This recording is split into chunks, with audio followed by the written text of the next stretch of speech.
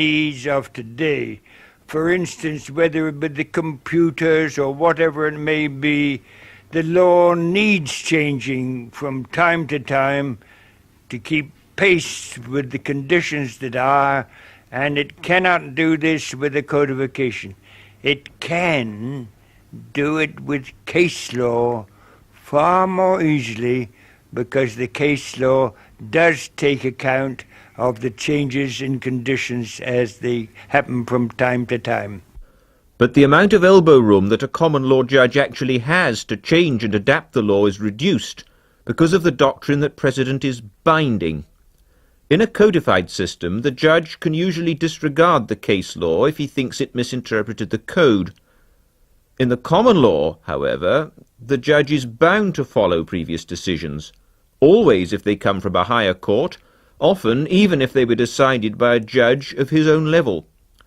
In 1983, for example, an English judge ruled that in deciding whether an educationally backward girl of 14 was guilty of criminal damage, it didn't matter whether she'd foreseen the damage her behaviour caused. She was guilty if a reasonable adult in her position would have foreseen it. The judge said he regretted the decision he had to reach. I do so simply because I believe myself constrained to do so by authority. I feel, moreover, that I would be lacking in candour if I were to conceal my unhappiness about the conclusion which I feel compelled to reach. Many laymen think it's wrong that a judge should have to do what he thinks is unjust simply because that is what a judge did previously. And so do some lawyers. Indeed, in the past, Lord Denning has often complained about the binding force of precedent. Does he still think we're too inflexible with precedent in the common law? I think we are, but that's a new view. The conservative view is that precedent should be binding so that people could know where they stand.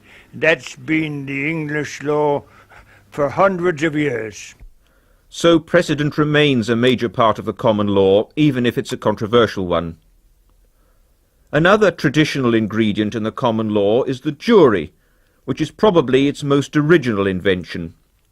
Traditionally, the jury has been valued as a bulwark of civil liberties, and because it keeps the common law more or less in touch with common sense. But no such democratic ideas lay behind the invention of the jury. Like many other features of the common law, it just grew out of what was there before, as John Baker explains.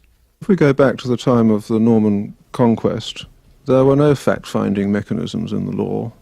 If there was a dispute between two parties which couldn't be resolved amicably, for instance, if someone was accused of a crime, then the method of resolving that dispute was the ordeal. That is, that the accused party would take an oath, and then the oath would be tested, and that involved either putting some hot iron in his hand to see whether it festered after a few days, or in more appropriate cases, tying him in a bundle and chucking him in the nearest pond to see if he floated. And the idea behind the ordeal is that God would intervene to show which party was in the right. And as long as that system is believed in, it's absolutely perfect. You don't need to find the facts, you don't need to know what the law is, you just have to know how to tie the party up and throw them in the pond, and you get an absolute answer. The trouble is the Church decided to pull out of this system in 1215, chiefly on theological grounds. Also, we know that priests had begun to tinker with the ordeals latterly to give the accused a fair chance. So in 1215 the Church forbade clergy to take part in ordeals, and this left the royal judges of the common law courts in something of a quandary, and they hit on the idea of summoning groups of people from the locality to try people accused of crime. And the jury is simply a body of laymen from the vicinity sworn to say the truth concerning an accusation of crime. At first, the jury was a group of neighbours who decided the case on their own personal knowledge. Later on, they were to hear from witnesses in those cases where local knowledge, gossip and hunch gave them insufficient to go on, and that led to the modern idea of a jury as a group of laymen who decide the facts of the case according to the evidence. Well, that's what they're supposed to do. If they want to disregard the facts and acquit the accused because they feel sorry for him, or because they don't think he should have been prosecuted, they're free to do this. and this is said to be important because it creates something of a safeguard against bad laws or the oppressive use of good ones. Some see an example of this in the trial of Mr. Clive Ponting in 1985.